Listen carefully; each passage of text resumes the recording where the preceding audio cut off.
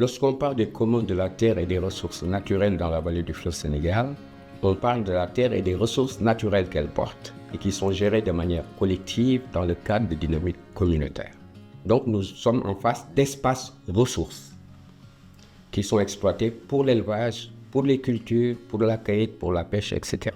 Du point de vue foncier, les terres sont contrôlées par un certain nombre de familles.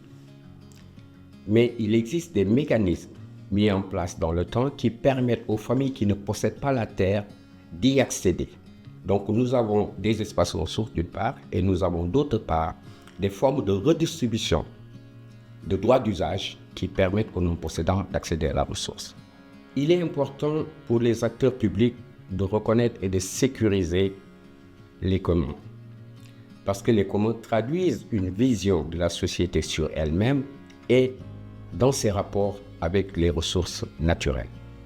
Lorsque nous sommes dans la vallée du fleuve Sénégal où plus d'1 million de personnes se reconnaissent dans ces communs, il est important de les reconnaître, de les sécuriser au risque de créer des conflits qui peuvent compromettre les politiques de développement.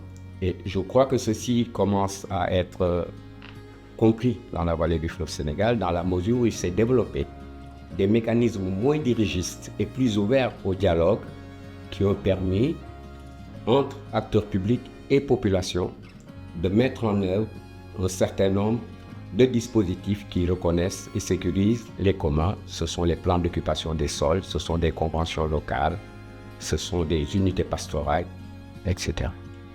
L'exemple de la vallée du Sénégal peut être inspirant, notamment en Afrique de l'Ouest, pour 2 raisons principales.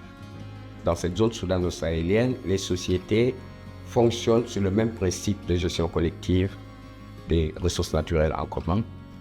Deuxièmement, beaucoup de ces pays ont mis en place des politiques de décentralisation qui responsabilisent les collectivités locales et les populations. Aussi, lorsqu'il existe des communs qui sont reconnus par les populations, il est préférable de les reconnaître et de les sécuriser plutôt que de les nier au nom d'une législation moderne ou d'un dirigisme.